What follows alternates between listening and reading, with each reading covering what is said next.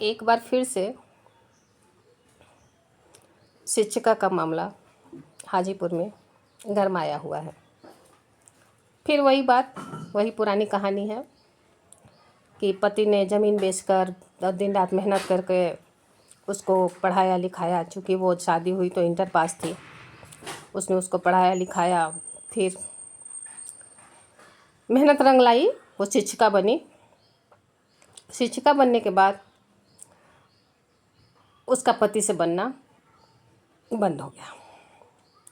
सवाल ये नहीं है, कहानी बहुत बार दोहराई जा चुकी है, इस तरह की घटनाएं एक आम बात अब हो गई है। लेकिन एक प्रश्न उठता है जो मैंने वीडियो देखा कि उसका तलाक का केस 1.5 साल से चल रहा है। जैसा उसने बताया पुलिस को कि मेरा तलाक का केस चल रहा है। तो मैंने वीडियो में देखा कि सुहाग की कोई निशानी नहीं थी हाथ में, ना माथे पे बिंदी, कुछ भी नहीं। चूँकि सुहाग से उसको मतलब ही नहीं था तो सुहाग की निशानी क्या करेगी। लेकिन सुहाग वाली चीज़ उसको चाहिए, इसलिए उसने अफेयर कर रखा था। और जब पति पहुंचा तो आशिक के साथ थी। पति ने बाहर से ताला लगा दिया, फिर पुलिस को बुलाया। काफ़ी मामला गरमाया हुआ है, आप लोगों से भी छिपा नहीं है। सबसे हैरत करने वाली बात यह है कि जो 10 साल का बेटा है, बेटा माँ को गलत कह रहा है। अब एक माँ को इसके लिए चुल्लू भर पानी में डूब मरना चाहिए। जब जिसको उसने जन्म दिया है उसकी नज़र से वो गिर गई, बेटा उसको गंदा कह रहा है, तो फिर उस माँ को क्या करना चाहिए। क्या हवस की आग इतनी तेज होती है। पुलिस ने कहा कि यहाँ मामला बहुत गरमा रहा है, बहुत ज़्यादा भीड़ हो गई है, चलिए थाने चलते हैं। कह रही है किस अनुच्छेद से आप मुझे थाने ले जा रहे हैं। ये है सशक्तिकरण, वाकई ये है सशक्तिकरण। मैं महिला के खिलाफ बोलती हूँ, आप बोलिए क्या मैं इसके पति के खिलाफ बोलूँ। हाँ, मैं पति के खिलाफ बोलूँगी।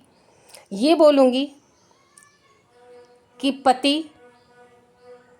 पत्नी चूँकि पढ़ने में ठीक थी, उसको लगा कि ये पढ़ लेगी, इसकी नौकरी लग जाएगी तो हमारे घर अच्छे से चलने लगेगा, तो उसने उसे उस लायक बना दिया। उस पति के बारे में बोलूं, उस पति के बारे में मैं यही बोलूँगी कि जब उसने लायक बना दिया तो समझता कि एक बेटा ने बेटी को मैंने लायक बना दिया, फिर उसको उसके हाल पे छोड़ देना चाहिए। बिल्कुल पत्नी का उसको हक मांगना ही नहीं चाहिए, क्योंकि अब वो काबिल बन चुकी है।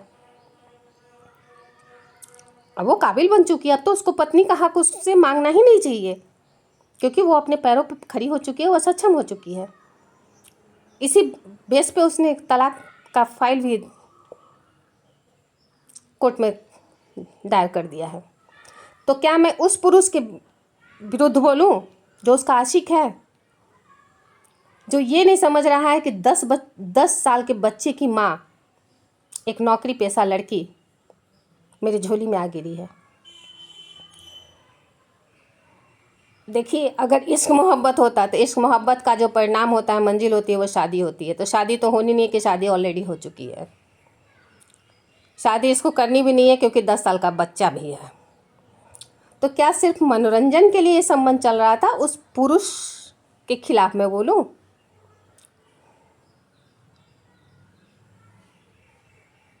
क्या कहूं, ये मामला हमें सोचने पे मजबूर करता है। शिक्षिका जैसा गरिमा वाला पद, आप बच्चे को क्या संस्कार देंगी जब खुद संस्कार विहीन है। खुद में संस्कार नहीं, आप बच्चे को क्या संस्कार देंगी। शिक्षिका जैसे पद पे रह के इस तरह की घिनौनी हरकत करना, वेरी शेमफुल। क्या कहा जा सकता है इसके लिए। मैं किस मर्द को बोलूं, इसके पति को बोलूं या इसके आशिक को बोलूं। क्योंकि इसके पति को भी बोलती हूं तो बात वही है, और इसके आशिक को भी बोलती हूं तो बात वही है, क्योंकि दोनों के बीच में मीडिएशन में कौन है, तो एक लड़की है। और लड़की ना चाहती तो शायद शादी न टूटती, और लड़की ना चाहती तो शायद इससे आशिकी ना बढ़ती। अब बताइए, मैं लड़की के फेवर में बात करूं या लड़की के विरोध में बात करूं? आप लोग ही मुझे जवाब दीजिए, मुझे आप लोगों के जवाब का इंतज़ार है। धन्यवाद।